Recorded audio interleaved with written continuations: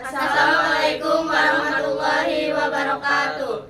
Kami dari kelompok 1 kelas 11 IPA 3 akan mempresentasikan tentang materi sistem saraf. Perkenalkan, nama saya Adam Ali Yazid. Saya Alia Zahwa Safarili. Saya Alia Putri Yulianto. Saya Alfitriani. Saya Rini Wulandari. Saya akan menjelaskan dari neuron. Neuron adalah sel dengan fitur khusus yang memungkinkan mereka untuk menerima dan memfasilitasi impuls saraf atau polintasal aksi melalui bayaran dari ke neuron. Berikutnya, mereka memiliki badan sel yang besar soma dengan sel proteksi yang di pusat dendrit dan akson. Impuls saraf adalah rangkasan atau pesan yang diterima oleh reseptor dari lingkungan luar, kemudian dibawa oleh neuron atau serangkaian pulsa elektrik yang mempelajari rambut saraf. Impuls ini merupakan menyebabkan terjadinya gerakan. Gerakan dibedakan menjadi dua, yaitu gerakan sadar dan gerakan refleks. Gerak sadar menerapkan gerak yang terjadi karena disengaja atau disadari, sedangkan gerak refleks adalah gerakan yang tidak disengaja atau tidak disadari. Impuls akan menyebabkan terjadinya gerakan. Gerak sadar disengaja atau disadari. Impuls reseptor atau indera saraf sensorik atau otak saraf motor efektor. Gerak refleks tidak disengaja atau disadari. Impuls reseptor atau indera saraf sensoris. Sumsum tulang belakang saraf motor. Mekanisme pengantar impuls. Neuron dalam keadaan istirahat memiliki energi potensial membran untuk bekerja mengirim impuls. Dalam keadaan istirahat disebut polaris membran. Adanya impuls menyebabkan membran sel saraf terpolarisasi.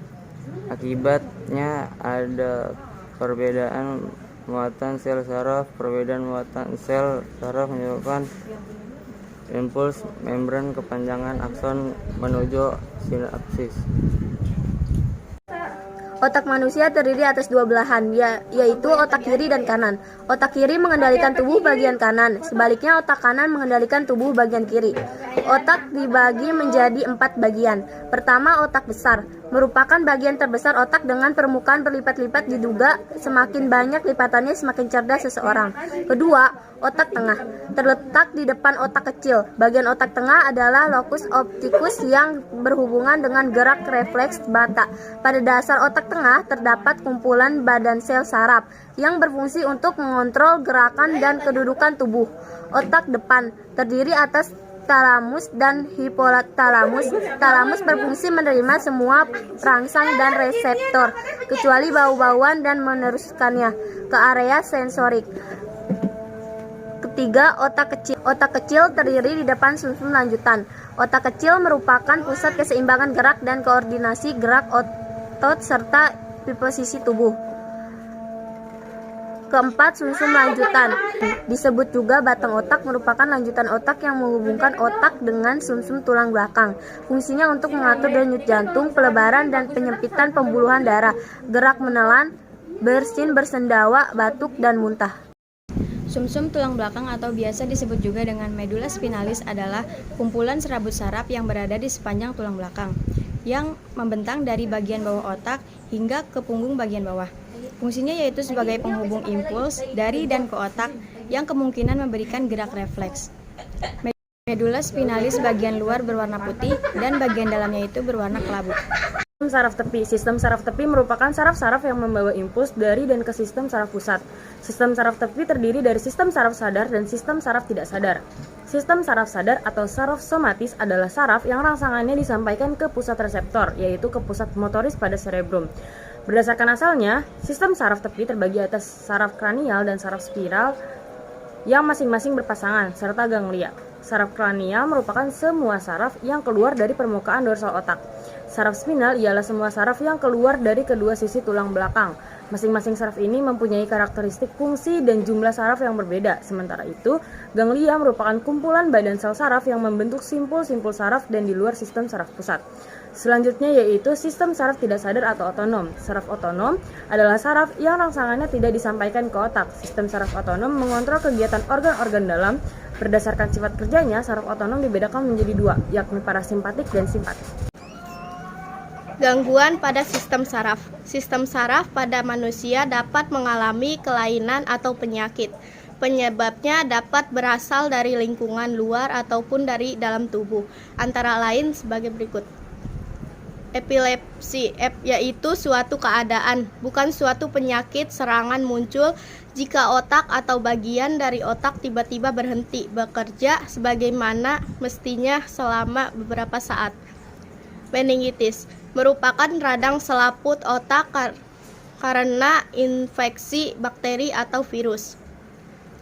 Ensefalitis merupakan peradangan jaringan otak, biasanya disebabkan oleh virus.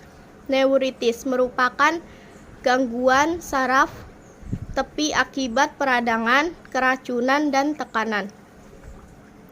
Rasa baal atau biasa disebut dengan kebas dan kesemutan. Gangguan sistem saraf akibat gangguan metabolisme, tertutupnya airan darah, atau kekurangan vitamin neutropik B1, B2, B6, dan B12. Epilepsi atau disebut dengan ayan merupakan penyakit serangan mendadak karena trauma kepala.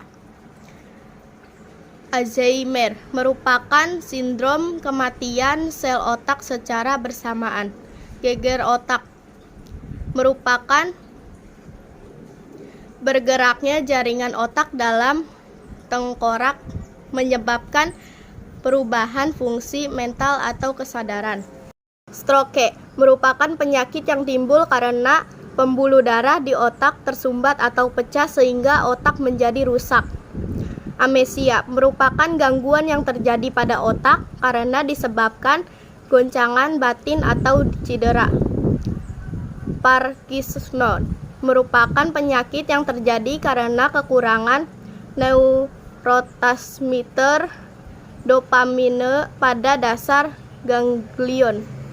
Sekian dari kelompok kami. Wassalamualaikum warahmatullahi wabarakatuh.